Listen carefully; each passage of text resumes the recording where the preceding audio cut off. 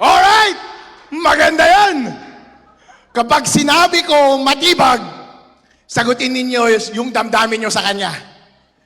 Pwede nyong sabihin, I love you. Or pwede nyong sabihin ng ibang bagay, okay? Lakasan ninyo ha. Hindi yon inciting. Kasi tinatanong ko kayo, sumasagot lang kayo. Freedom of speech yon, di ba? Alright. Matibag! Alright. Isa pa. Lakasan ninyo ha. Matibag!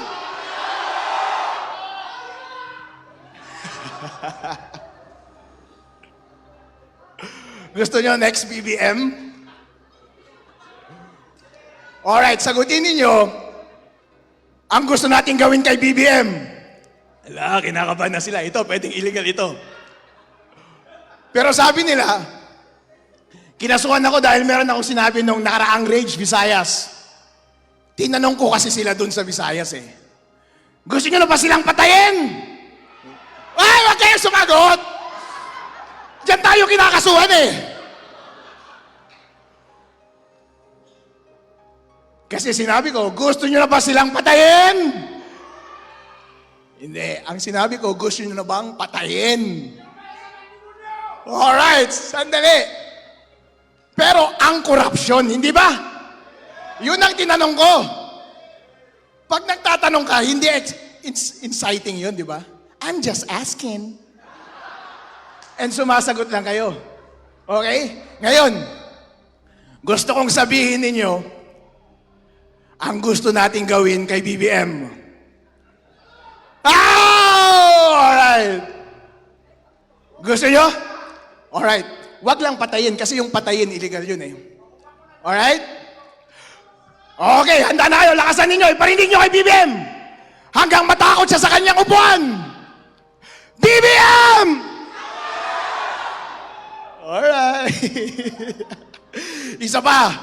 BBM! Okay. Alright. Halo-halo. Pwede. Walang kaso yun. Walang kaso yun. Ito, isang tanong ito. Wala ulit kaso ito.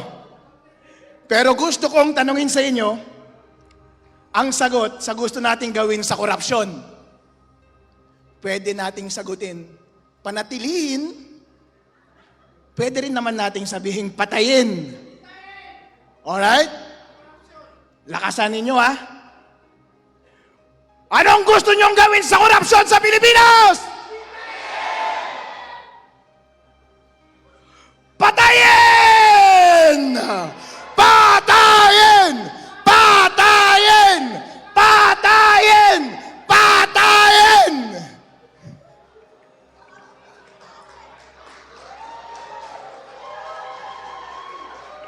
Okay lang yan. Kapag may kakasuhan, ako naman ang kakasuhan eh. Handa naman akong makulong habang buhay. Sabi ko nga, handa akong magpakamatay eh. Hindi ba? Eh sabi nila, inciting daw yun kapag sinasabi kong handa ba kayong magpakamatay o handa akong mamatay? Eh si Ninoy Aquino nga, sabi niya Filipinos are worth dying for. Pero inciting ba yun? Hindi. Dahil lahat kayo ay bayani at willing kayong magpakamatay para sa ating demokrasya! Kaya tinatanong ko kayo ulit, willing ba kayong mamatay? Yun. Mamatay na tayong lahat.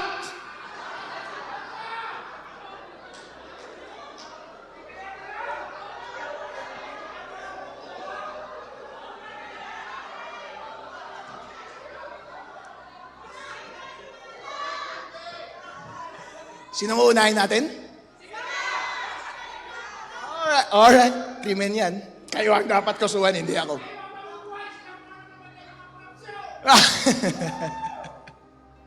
Okay. Mga kababayan, ito po ay ginagawa nila sa atin para tayo ay takutin. Pero karapatan po natin magsalita, hindi po? Hanggat hindi naman illegal ang ating ginagawa.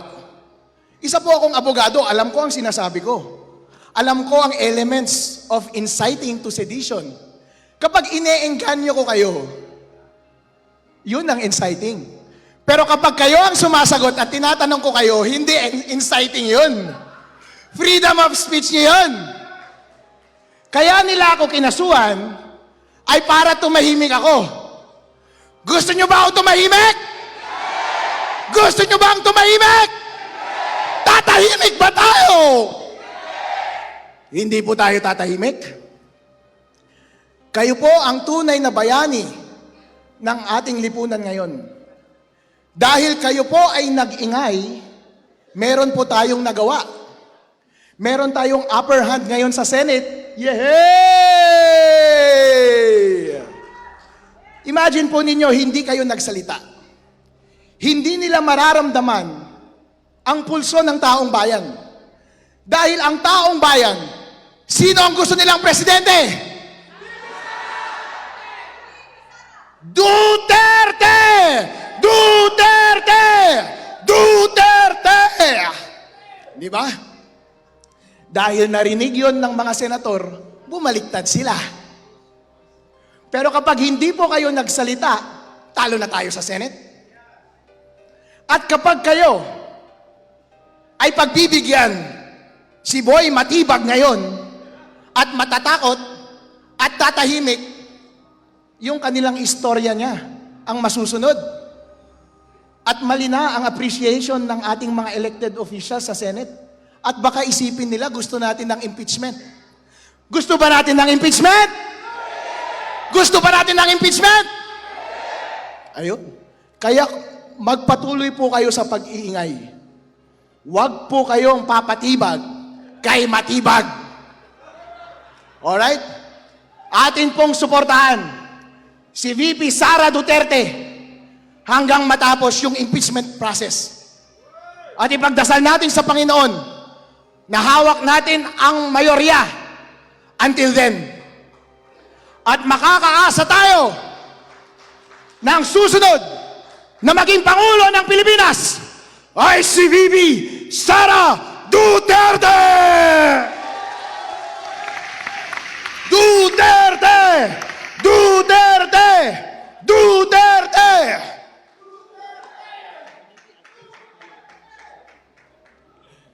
Yun lamang po. Maraming salamat, mga kapatid.